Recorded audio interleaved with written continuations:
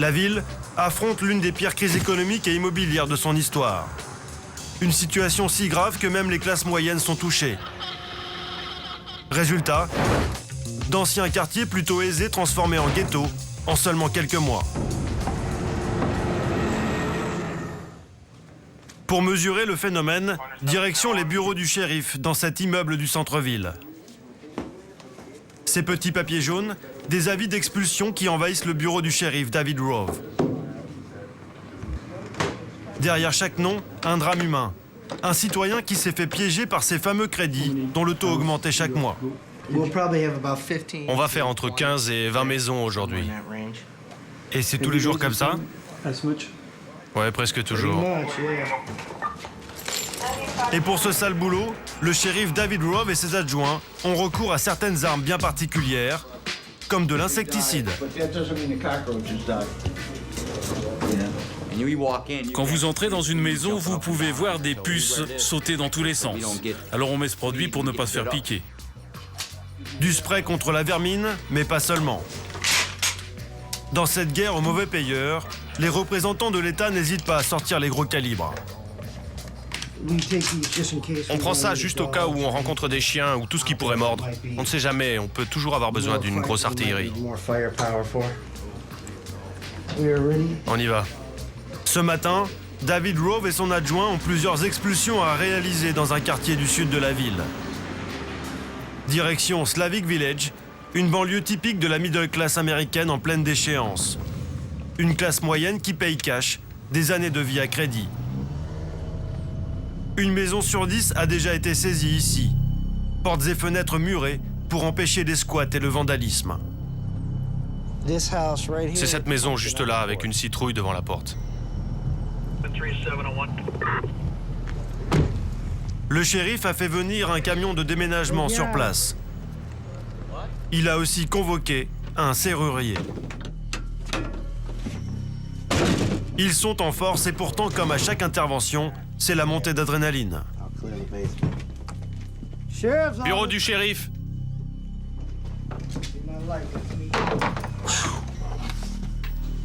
Ici, tout semble tranquille, mais malgré ses allures de maison abandonnée, elle est habitée. Oh la vache, c'est tout frais. C'est vraiment très frais. On pense qu'ils ont dû partir précipitamment. On vient juste de les manquer. Une famille avec des enfants vivait ici, parmi les immondices, même si c'est difficile à croire. Ils ont certainement dû voir les déménageurs arriver et ils se sont enfuis par la porte de derrière ou par cette fenêtre ouverte là. Soudain, les deux policiers perçoivent du bruit à l'étage. Je vais à gauche, d'accord? Bureau du shérif, montrez-vous.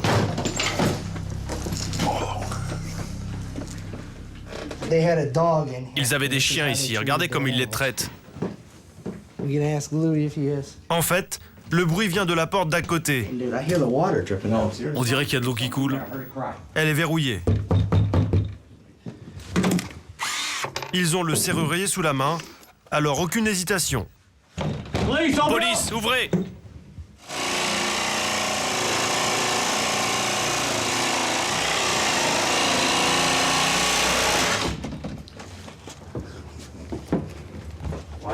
Fais attention. Derrière la porte, les deux locataires de la maison, plutôt inoffensifs. C'est juste un lapin dans une cage. Un lapin et un petit chiot effrayé que leurs maîtres ont abandonné pendant leur fuite. Ok, c'est bon. Pour les shérifs, mission accomplie. C'est une maison ordinaire. La maison ordinaire d'une famille américaine ordinaire. Un drame humain, juste un papier jaune. Les animaux sont conduits à la SPA locale, les meubles déménagés dans un entrepôt de la ville. Ce n'est qu'une saisie de plus pour le shérif. Ces hommes en ont réalisé plus de 10 000 au cours des 3 derniers mois. J'en ai fait tellement, je peux même pas vous dire combien. Dans chaque rue, on en a fait dans chaque rue de la ville de Cleveland. Tu es là depuis combien de temps? 6 mois? Alors il peut encore se rappeler, mais moi ça fait plus d'1 an alors... Une fois nettoyées et restaurées, les maisons saisies sont remises sur le marché immobilier par les banques. Des quartiers entiers à vendre.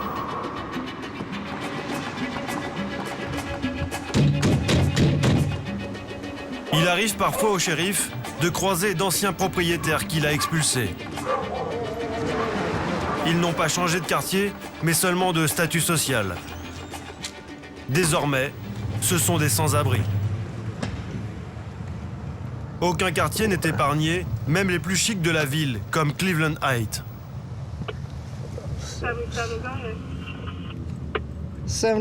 Voiture 17-17-76, nous arrivons au 1905 Ginette Avenue, Cleveland Heights. C'est au tour de cette maison d'être saisie. Le propriétaire est toujours là, c'est cet homme en short. Dans quelques minutes, il devra vider définitivement les lieux. Ses voisins sont venus le soutenir, car cela fait 35 ans qu'il habite ici. Il s'appelle Larry Robertson, il a 58 ans. Larry Robertson. Bonjour, monsieur Robertson. On a des déménageurs ici, ils vont vous aider. Vous avez droit à un garde-meuble gratuit pendant un mois, d'accord? Vous ne pourrez plus jamais revenir ici, mais vous êtes libre de prendre tout ce que vous voulez. Avec lui, pas besoin de sortir les armes.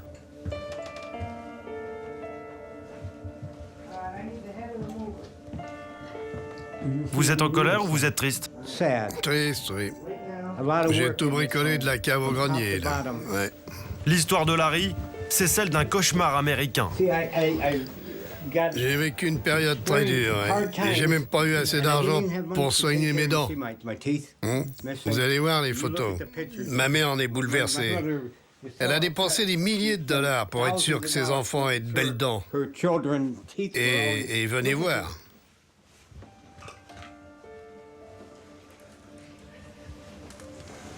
Sur ce tableau, la longue descente aux enfers d'un patron de supermarché, licencié il y a 8 ans. Là, c'est moi, là. Jeune homme en 1970, et puis je suis devenu directeur de magasin en 72. Et j'étais le plus jeune directeur que l'entreprise ait jamais eu. J'ai même formé des sous-directeurs, des directeurs de magasins et d'autres personnes qui aujourd'hui ont des postes importants dans des grandes compagnies. Vous gardez quoi, le bureau, la chaise?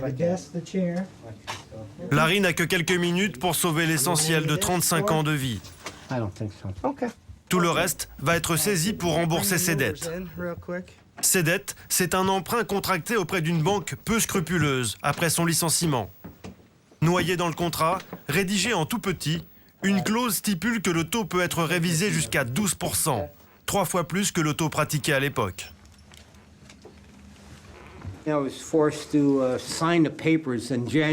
J'ai signé sans réfléchir. C'était en janvier, là, il faisait très sombre, il y avait un tas de paperasse. Signé quoi? Signé cet emprunt, il faisait noir, sur un parking d'une clinique de Cleveland. Au départ, c'était correct, oui, avec des intérêts à 7%. Mais très vite, c'est passé à 12%. Cette petite clause, un cadeau empoisonné pour Larry et des millions d'Américains qui ont tout perdu. Ce qui serait considéré comme un abus bancaire en France est parfaitement légal aux États-Unis. Larry et les autres sont donc priés de faire leur bagage. Pendant que les meubles de Larry sont chargés dans le camion de déménagement, les voisins se demandent qui sera le prochain sur la liste. Entre tristesse et écœurement. J'ai été son voisin pendant 30 ans. Vous êtes triste? Ah oui, c'est triste. C'était un si bon voisin. C'est un être merveilleux. Il vous donnerait sa chemise si vous en aviez besoin. Oh mon Dieu, oui.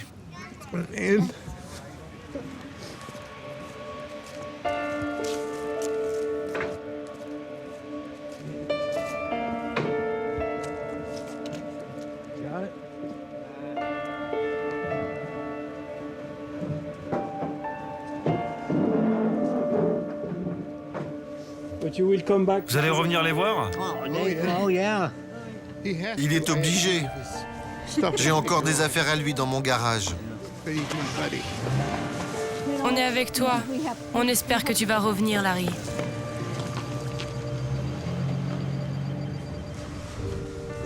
Quelques vêtements jetés dans la voiture, il est temps pour Larry de clore définitivement ce chapitre de 35 ans de sa vie.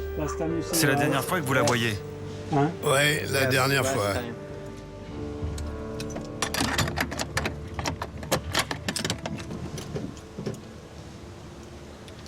Tellement de souvenirs. L'angoisse, car Larry ne sait pas où il va dormir ce soir. Comme lui, 500 000 Américains ont perdu leur maison ces 3 derniers mois. Une triste comptabilité que tient chaque jour le shérif Rove. Selon lui, sa ville détient un bien sombre record national. Ce quartier, le quartier de Garfield Heights au sud-est de Cleveland, c'est devenu la capitale mondiale des saisies immobilières.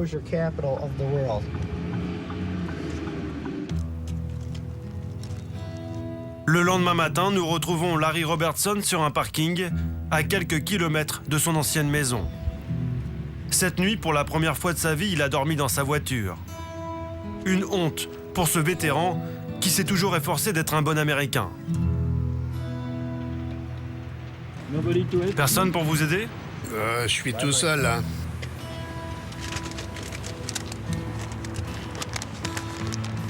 C'est l'armée, ça. Vous avez été soldat? 6 ans dans l'armée des États-Unis. Au Vietnam? 2 fois. Pour ce soir, Larry a trouvé une solution provisoire. C'est des journaux pour ma mère, ça.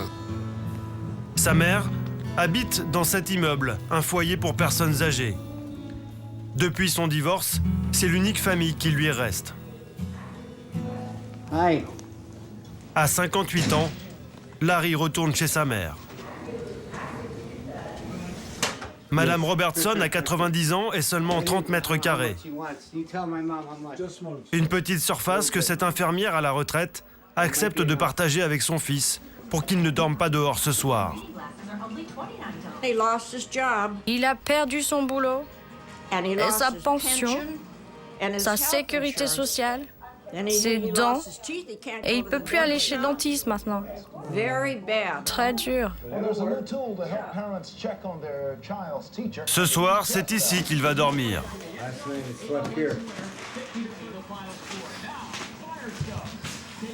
Ah, c'est petit, hein, comparé à ma maison, hein.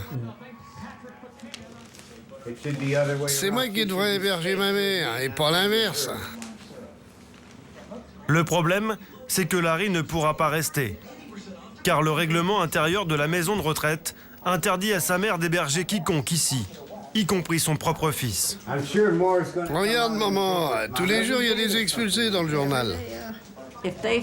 Si jamais ils se rendent compte qu'il dort ici, je peux être viré. Au revoir. J'ai signé des papiers, vous savez. Ouais, faut que je me trouve un travail maintenant et que je parte d'ici. Tu peux quand même venir pour manger et te doucher, il n'y a pas de problème. Dernière solution pour Larry, faire les petites annonces et trouver au plus vite un boulot pour se payer un toit. Sinon, il rejoindra bientôt les 4 millions de SDF américains.